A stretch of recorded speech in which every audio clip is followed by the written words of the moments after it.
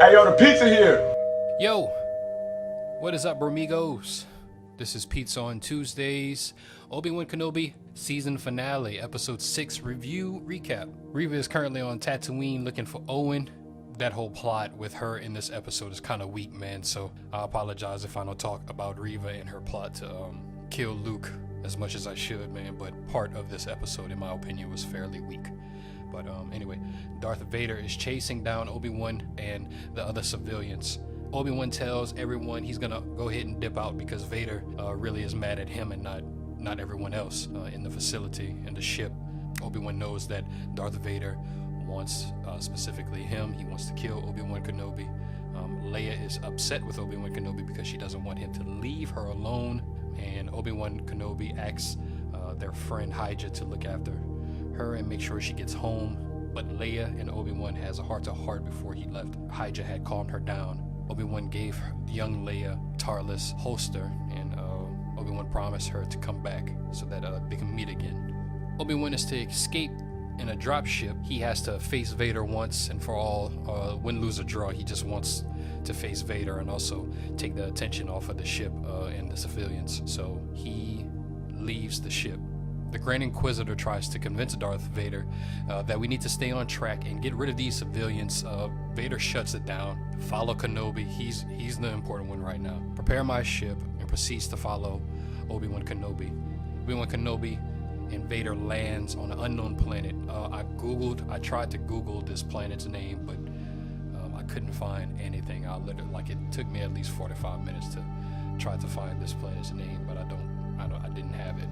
If anyone knows that watches this video, if y'all know it, could y'all leave it in the comments, because I am interested. But Obi-Wan and Vader is face to face. Vader asks, "Have you come to destroy me, Obi-Wan?" Obi-Wan replies, "I will do what I must," just like 10 years prior on the Battle of Mustafar, when they face off and Anakin choked out Padme. But then Obi-Wan Kenobi lights up his saber, and he took his traditional pose like he normally do, with the two fingers pointed and the saber behind his head. And then their lightsabers collide. In an intense battle, Obi-Wan and Vader go head to head. Vader didn't come to play around at all. Vader tells Obi-Wan his strength had returned, and it was clear to see Obi-Wan was going neck to neck with Darth Vader, as for instance, past episode, Darth Vader just completely wiped the floor with Obi-Wan Kenobi. But Vader used force powers to create a sinkhole and trap Obi-Wan in it, and force pushed rocks and boulders on top of Obi-Wan Kenobi. Meanwhile, Reva is attacking Uncle Owen and Beru to try to kill Luke. They're fighting her off, basically. They're doing a solid job. Back to Obi-Wan. Obi-Wan mustered up the strength to force push all the boulders and rocks while thinking of Luke and Leia, knowing that he has to survive to protect them and look out for them in the future. He breaks out, showing up behind Vader. Obi-Wan starts and proceeds to kick Anakin, aka Darth Vader's ass again for the second time, proving that he'll always be the strongest Jedi, in my opinion. I know a lot of people are gonna hate that. Obi lifts boulders and rocks in the air with the force and throws them back to back on Vader, catching Vader off guard and smashing the machine on his chest. I'm assuming that's his breathing machine. I'm assuming that allows him to breathe in a decent way, but he starts to breathe just like he did in Return of the Jedi. Then Obi-Wan Kenobi overpowers Darth Vader and sliced his helmet in half. You can see Anakin's face, his glossy eyes staring at Obi-Wan Kenobi. And this kind of got me sad, man. It kind of got me a little emotional, because I can remember being a kid watching Revenge of the Sith and feeling bad for Anakin also. But it's sad because Vader he's terrible, but at the same time I understand it's just really tragic it turned out the way it did. But anyway, Obi finally sets his eyes on Anakin.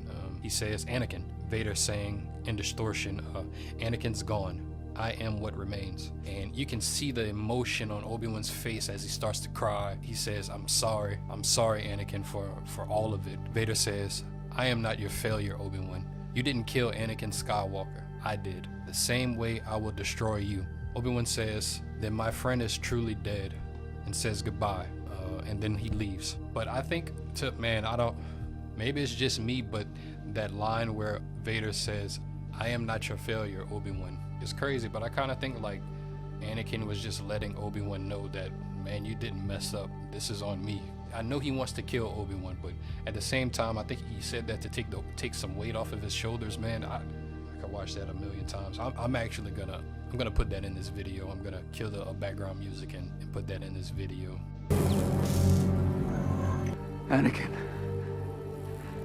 Anakin's gone. I am what remains. I'm sorry. I'm sorry, Anakin. For all of it. I am not your failure, Obi-Wan. You didn't kill Anakin Skywalker. I did. But anyway, back to Reva. Reva couldn't bring herself to kill Luke. Ultimately, gave into the good side, which I'm not upset or happy about either. It's whatever. Star Wars has a habit of turning characters good, and I'm not surprised that she is good. So I'm not happy and I'm not upset about her ending the story like this. Hopefully we get some more stuff with Reva, but as of right now, it doesn't matter to me. But anyway, Obi tells her, now you are free. We both are. Fast forward a little bit. Of course, we see Palpatine show up. Palpatine is everywhere, man. They're trying to shove Palpatine down our throats, but he questions Vader's loyalty after being emotional from the battle, in my opinion. The star of the show, Leia, made it home and gets a visit by Obi-Wan, keeping his promise and dropping off her droid, Lola. The first couple episodes, for me, this character, I don't know the actress name, the young actress name, but she plays young Leia. She started off kind of rocky for me, but at the end, she is very good. I'm very happy that they chose her. Obi-Wan tells her that she has a lot of similarities to her parents. Obi-Wan didn't name drop, but he tells her that he knew her parents and you have a lot of similarities to them, so you should be proud of that. Obi-Wan makes his way back to Tatooine, tries to touch bases with Uncle Owen, Beru, and Luke. Meets Luke for the first time. Kudos to Uncle Owen for letting him see him, but he drops his famous 2 words, hello there. Obi-Wan is to set off to be a regular nomad, but before he takes off, he sees a Force ghost, of course. Qui-Gon Jinn shows up. Qui-Gon Jinn says, it took you long enough. And Obi-Wan saying, beginning to think you weren't going to show up. Qui-Gon replies, I was always here, Obi-Wan. You just wasn't ready to see. So that was the end of the episode. So I'm wondering where Obi-Wan is heading. Hopefully we get a season 2 because this season was really good. Pretty sure they have some source material they can pull from for season 2.